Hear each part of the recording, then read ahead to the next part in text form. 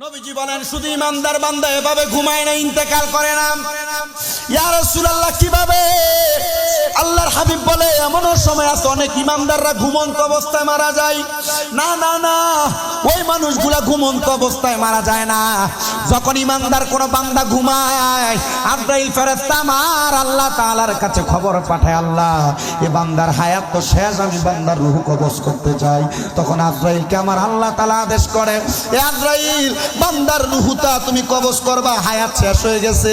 কিন্তু বান্দা তো এখনো ঘুমন্ত অবস্থায়। ঘুমের মানুষটাকে মৃত্যুর সাথে তুলনা করেছে আল্লাহর হাবিব রাসূল সাল্লাল্লাহু আলাইহি ওয়াসাল্লাম বলে, যেহেতু ঘুমন্ত অবস্থায় তাকে অবস্থায় ঘুম থেকে জাগ্রত করা যাবে না নবীজি, তাহলে তার রূহটাকে আমি কবজ করব না।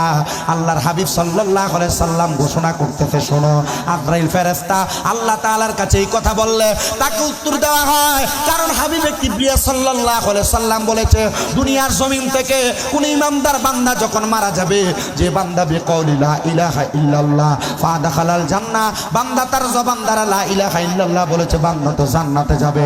দুনিয়াতে জান্নাতি কোন মানুষ যখন মারা যাবে, মারা যাওয়ার সময় তার জবান দ্বারা কালিমা বের হবে। এই আজরাইল এই বান্দা তো এখনো ঘুমন্ত অবস্থায়, বান্দার মুখ দিয়ে কালিমা বের হবে না। অল্প কিছুক্ষণ পরে বান্দার ঘুম ভেঙে যাবে, তখন তুমি বান্দার দেহ থেকে রূহটা আলাদা করবে। আজরাইল ফেরেশতা অপেক্ষা করবে। একটা রহমতের ফেরেশতা, আপনি আমি যদি ইমানদার হই, আপনার আমার সামনে জান্নাতে একটা তামার খেজুর নিয়ে আপনার আমার সামনে হাজির হয়ে যাবে। আবার কোন কোন বর্ণনায় পাওয়া গেছে ওই ফেরেশতা আপনার আমার সামনে জান্নাতে একটা আপেল নিয়ে হাজির হয়ে যাবে, যে আপেল অথবা খেজুরের মধ্যে লা ইলাহা ইল্লাল্লাহ মুহাম্মাদুর রাসূলুল্লাহ সাল্লাল্লাহু আলাইহি ওয়াসাল্লাম লেখা থাকবে। ইয়া রাসূলুল্লাহ, ইয়া হাবিবাল্লাহ, ওই আপেল খেজুর নিয়ে কেন উপস্থিত হবে? ইমানদার বান্দাকে ইন্তেকালের আগে খাবারের কথা বলবে? না না, ইমানদার বান্দা যখন ঘুম থেকে জাগ্রত হয়ে যাবে, ওই আপেল এবং তামার খেজুরের দিকে তাকায়া তাকায়া ইমানদার বান্দার জবান দিয়ে পড়বে লা ইলাহা ইল্লাল্লাহ মুহাম্মাদুর রাসূলুল্লাহ সাল্লাল্লাহু আলাইহি ওয়াসাল্লাম। জবান খুলে উচ্চ কণ্ঠে জোরে জোরে পড়েন আল্লাহু আকবার। মনোযোগ দিবেন বাবাজিরা, কালিমা যখন পড়বে আল্লাহ তাআলা আজরাইল ফেরেশতাকে আদেশ করবে, আজরাইল এখন রূহ কবজ করো। আল্লাহ বান্দা কষ্ট পাবে, ওই বান্দারা তো কষ্ট পাবে। আল্লাহ তাআলা বলে, আজরাইল বান্দা কালিমা পড়ার সময় বান্দার মুখ দ্বারা একটা বাতাস নিঃসৃত হয়েছে, ওই বাতাসের মাধ্যমে বান্দার দেহ থেকে তুমি রূহটা কবজ করো। আল্লাহর কসম, ছোট বাচ্চা যেমন ভাবে ঘুমায়া যায়, ইমানদার বান্দা তেমন ঘুমায়া যাবে, মৃত্যুর যন্ত্রণা টের পাবে না। বলেন সুবহানাল্লাহ। ইয়া রাসূলুল্লাহ, ইয়া হাবিবাল্লাহ, ও মায়ার নবী, মৃত্যুর যন্ত্রণা টের পাবে না। ইমানদার বান্দা তো মরেই না। আল্লাহ তাআলার কোরআন বলে, ওয়ালা তাকুলু লিমান ইউকতালু ফি সাবিলিল্লাহি আমওয়াত বাল আহইয়াউ ওয়ালাকিন লা তাশউরুন। হুজুর, কোরআনের মধ্যে দেখলাম আল্লাহর যারা প্রিয় বান্দা, খাস বান্দা, ওই বান্দারা মারা যায় না, ওই বান্দারা জিন্দা। তাদেরকে যারা মৃত বলে ধারণা করে, ওয়ালাকিন লা তাশউরুন, তারা মূর্খ নির্বোধ, তারা বুঝে না। হুজুর জানতে চাই তাহলে বান্দার রূহটা কি করা হয়? আল্লাহর হাবিব সাল্লাল্লাহু আলাইহি সাল্লাম হাদিস বর্ণনা করে, হাদিসে জিবরাইল নবীজি বলে, জিবরাইল আলাইহিস সালাতু ওয়াস সালাম আমি নবীর কাছে ঘোষণা করেছে, যখন বান্দার রূহ নেওয়া হয়, আজরাইল ফেরেশতা বান্দার রূহটা নিয়ে যখন ফিরত চলে যায়, এমন টাইমে আজরাইলের হাতের মধ্যে ইমানদার বান্দার রূহটা থাকে না। বন্ধু আমার, আমাদের দেশের মধ্যে এক প্রজাতির মাছ আছে, যেই মাছকে হাত দিয়ে ধরতে গেলে এটা পিছলের মতো পড়ে যায়, যেটা আমরা বাইং মাছ বলে জানি। বাইং মাছ না, বাইং মাছ অথবা কুচ্চা, যেটা গ্রামের ভাষায় বলা হয়। ওই বাইং মাছ ধরতে গেলে এটা ছাই অথবা বালি ছাড়া থাকে না হাতের মধ্যে। আজরাইল ফেরেশতা হাতের মধ্যে নিবে। আমাদের কুমিল্লা আলিয়া মাদ্রাসার মধ্যে হেড মুহাদ্দিস আব্দুর রাজ্জাক হুজুর যখন এই হাদিসটা ঘোষণা করে বলতেছেন, উনি বলেন, বাইং মাছ যেমন ভাবে হাত থেকে পিছল খেয়ে খেয়ে পড়ে যায়, আজরাইলের হাতের মধ্যে থেকে ইমানদার বান্দার রূহটা তেমন ভাবে পড়ে যাবে। ইমানদার বান্দার রূহটা, ইমানদারের দেহটা ছাড়তে চাইবে না, কারণ ইমানদারের পুরাটা দেহের মধ্যে নূর আর নূর। আল্লাহর হাবিবের নূরের ব্যাপারে আলোচনা। এই নূরের ব্যাপারে আলোচনা অনেক পরের কথা। ইমানদার যারা, পাক্কা মুসলমান যারা, পাক্কা ইমানদার যারা, এদের দেহটাও নূর। এই বান্দাটা বুঝে না, বান্দা নামাজ পড়ার কারণে, রোজা রাখার কারণে বান্দার পুরাটা দেহের মধ্যে আল্লাহ তাআলা ঈমানি নূর দ্বারা বান্দার দেহ ভরপুর করেছে। বলেন সুবহানাল্লাহ। তাহলে বোঝা যায় যারা নামাজ পড়ে, যারা রোজা রাখে, আল্লাহ তাআলার ইবাদত করে, এদের দেহটা নূর দ্বারা ভরপুর হয়। কথা বলেন ঠিক কি না? এটা আল্লাহর হাবিবের কথা। মুসলমান ইমানদার বান্দার রূহটা নেওয়ার পর আজরাইল ফেরেশতা ডান হাত বাম হাতের মধ্যে রূহ নিয়ে যখন বারবার পড়ে যাচ্ছে, আজরাইল ফেরেশতা আল্লাহর কাছে বলে, আল্লাহ, ও আল্লাহ, ইমানদার বান্দার রূহটা তো আমি ডান হাত বাম হাতের মধ্যে রাখলাম, কিন্তু রাখা যায় না। আল্লাহ, ইমানদারের রূহটা আলমে আরোহা পর্যন্ত নিতে গেলে রূহ আমার কাছে থাকবে না। আল্লাহ জানতে চাই ইমানদারের রূহটা কোথায় থাকবে। আল্লাহ তাআলা আদেশ করে, জান্নাতের মধ্যে গিয়ে যাহাব ওয়াল ফিদ্দাতের দুইটা বাটি নিয়ে আসো। একটা রূপার বাটির মধ্যে ইমানদারের দেহটা, রূহটা রাখার চেষ্টা করে, রূহ থাকে না। জান্নাতের মধ্য থেকে স্বর্ণের পেয়ালা আনা হয়, স্বর্ণের পেয়ালার মধ্যে ইমানদারের রূহটা থাকে না। তখন আদেশ করা হয়, স্বর্ণ এবং রূপার পেয়ালার মধ্যে যেহেতু ইমানদারের রূহটা থাকে না, যাও যাও যাও, এ ফেরেশতা আজরাইল, ইমানদার বান্দার রূহ আবার যার কাছ থেকে নিয়ে এসেছো আবার তাকে ফেরত দিয়ে দাও।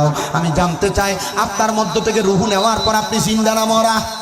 অবশ্যই আপনি মরা, কিন্তু আপনাকে যখন আবার রূহ ফেরত দেওয়া হবে আপনি অবশ্যই জিন্দা।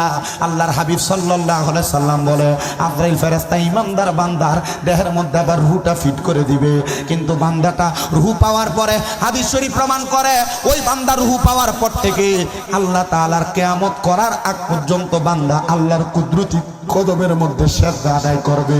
বন্ধু, নামাজ শুধু দুনিয়াতে না, নামাজ কবরের মধ্যে ইমানদার বান্দারা আদায় করে। শুধু ইমানদার বান্দারা না, আল্লাহর যত নবী আছে সকল নবীরা তাদের রওজার মধ্যে নামাজ আদায় করে। জোরে করেন সুবহানাল্লাহ।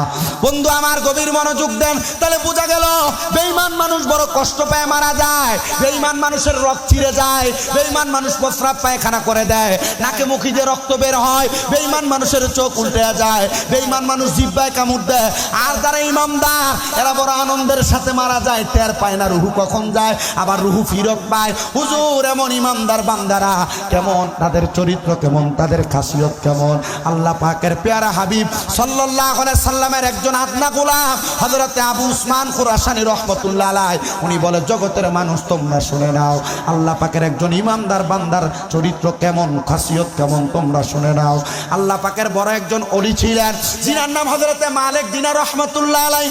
উনি বলে, আমি হজ করার জন্য মক্কায় গেলাম, মক্কা থেকে আসার সময় আমি হঠাৎ করে দেখতে পাইলাম একটা কালো রঙের কাক মুখের মধ্যে রুটি নিয়ে উড়ে উড়ে যাইতেছে। বলেন সুবহানাল্লাহ। ইমানদারের খাসিয়ত বুঝাইতেছি। কি রঙের কাক? কালা কালা কাক। কাউয়া কি সাদা হয়? কালো রঙের কাক উড়ে যাচ্ছে। মালিক দিনার বলে, আমি দেখলাম কাকটার মুখের মধ্যে একটা রুটি দেখা যাচ্ছে। আমি কাকের মুখে রুটিটা দেখে আমি হজে যাওয়ার সময় আমার সঙ্গে আমার একজন সার্কিটকে নিয়ে গেছিলাম। যাওয়ার সময় আমি তাকে বললাম, এ বাবা, আমি তো হজ সম্পূর্ণ করেছি, হজ সম্পূর্ণ করে বাড়ির পথে রওনা করলাম, তবে আমি এখন আর তোমার সঙ্গে বাড়িতে যাইতে পারবো না, আমার ছোট্ট একটি কাজ সম্পূর্ণ করা বাকি। এই কথা বলে হযরতে মালিক দিনার রাহমাতুল্লাহ আলাইহি ওনার সঙ্গীকে বাড়ির দিকে পাঠিয়ে দিলেন। আর দেখতে পাইলেন একটা কাক প্রত্যেক ওয়াক্ত মুখের মধ্যে করে একটা একটা রুটি নিয়ে নিয়ে চলে যায়। মালিক দিনার রাহমাতুল্লাহ আলাইহি একদিন ফলো করলেন কাকটাকে, ফলো করে দজলা নদী নামক একটা নদীর সম্মুখে যাইয়া হযরতে মালিক দিনার দেখলেন পুরানো একটা ভাঙ্গা বাড়ি, সেটার মধ্যে আল্লাহর একজন বান্দা হাতগুলা পেছনে বাঁধা ওই জায়গার মধ্যে কান্না করে। আর এমন টাইমে কাকটা তার মুখ দ্বারা ছিঁড়ে ছিঁড়ে রুটিটা ওই ব্যক্তির মুখে দিয়ে দেয়। করেন সুবহানাল্লাহ। মুখের মধ্যে রুটিটা দিয়ে দেয়। মালিক দিনার রাহমাতুল্লাহ আলাইহি বলে, আমি এমন অবস্থা দেখে তার সম্মুখে যাওয়ার পরে কাকটা উড়ে চলে গেছে। আমি তাকে জিজ্ঞাসা করলাম, হে আল্লাহর বান্দা, তোমার কেন এমন অবস্থা? উনি বলে, আমি ব্যবসা করি, ইয়ামেন থেকে যাওয়ার পথে দজলা নদীর মাঝখানে আমার আটকানো হয়েছে। আমার মালগুলো নিয়ে গেছে ডাকাতের দলেরা, হাতগুলো বেঁধে দিয়েছে, বেঁধে আমাকে তারা এই জায়গার মধ্যে বন্দি করেছে। তাহলে তোমাকে কাক কেন খাবার দেয়? বলে, আমি জানি ইন্নাল্লাহা খাবীরুম বিমা তা'মালুন, নিশ্চয় আল্লাহ তাআলা আমাদের অন্তরের সকল খবর সম্পর্কে অবহিত।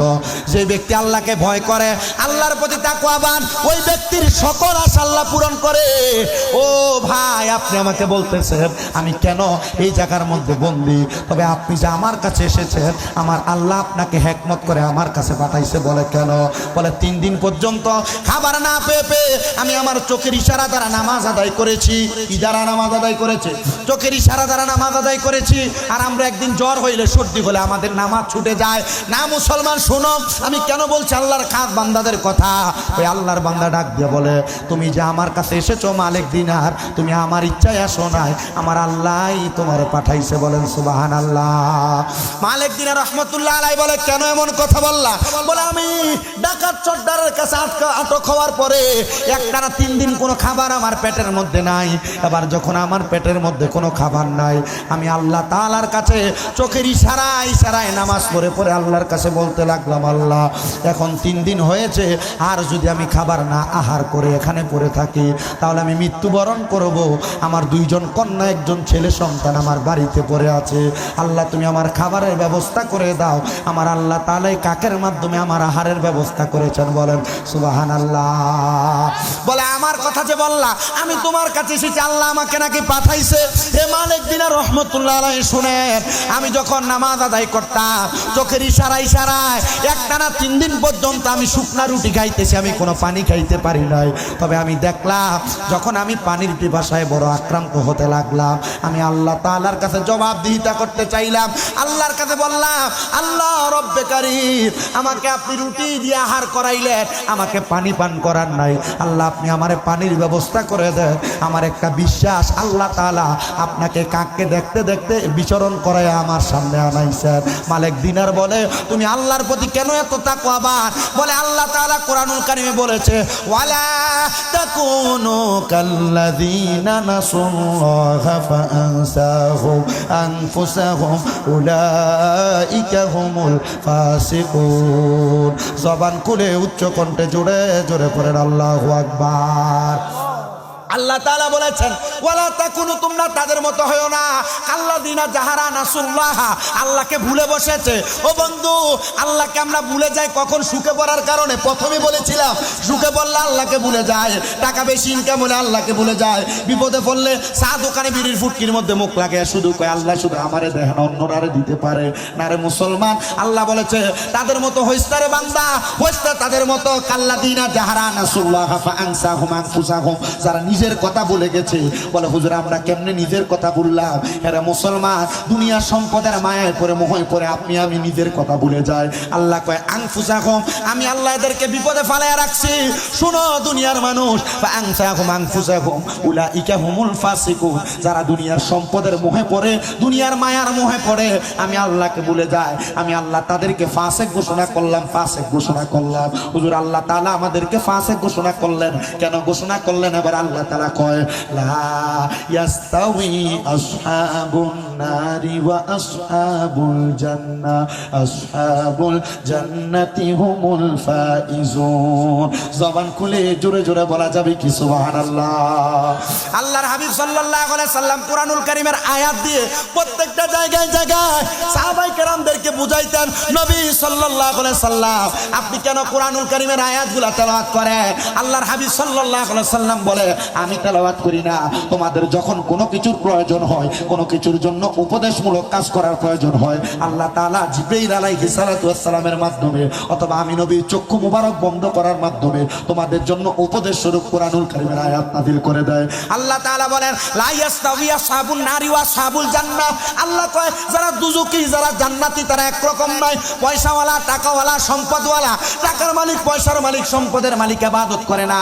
এই মানুষগুলাকে আল্লাহ তাআলা কেমন করে পেছের মধ্যে ফেলে একটু শোনেন। আল্লাহ তাআলা বলেন যারা দুজকি যারা বেহেশতি তারা একরকম নয়। আসহাবুল জান্নাতি হুমুল ফাইজুন, যারা জান্নাতি তারা হলো সফল কাম। ইয়া রাসূলুল্লাহ, ইয়া হাবিবাল্লাহ, যারা জান্নাতি তারা কেন সফল কাম? নবী সাল্লাল্লাহু আলাইহি সাল্লাম বলতেছে, কেননা জান্নাতীরা দুনিয়ার জমিনে দুনিয়ার সুখের আশা করে না। জান্নাতীরা সুখের আশা না করে করলো আল্লাহ তাআলা গায়েবী ভাবে তাদেরকে সুখ প্রদান করে। এবং চিন্তা করে দেখেন, সম্পদ একদিকে থাকবে, টাকা পয়সা একদিকে থাকবে, যদি মসজিদের মধ্যে হাইয়া আলাস সালাহ বলেন আমাদের আহ্বান করা হয়, যারা জান্নাতি মানুষ হওয়ার চেষ্টা করে তারা সকল কিছু একদিকে ফেলে দিয়ে নামাজের দিকে রওনা করে। কারণ বান্দা ইমানের নূর তার কলবের মধ্যে কাজ করতেছে, ওই ইমানের নূর তারে টেনে নিয়ে নামাজের দিকে নিয়ে যায়। বলেন সুবহানাল্লাহ। এবার মুসলমান ইমানদার শুনে নেন, ওই বান্দা ইন্তেকাল করে নাই, হযরত মালিক দিন রহমতুল্লাহ আলাইহি তার হাতের বানগুলা ছেড়ে দিলেন। বানগুলা ছেড়ে দেওয়ার পর ওই বান্দা আল্লাহ তাআলার কাছে দোয়া করে, রব্বে কারীম আল্লাহ, ফরিয়াদ তোমার দরবারে, তাকে দেখো তোমার বান্দা আমার এত সুন্দর একটা উপকার করেছে, আমার কলিজা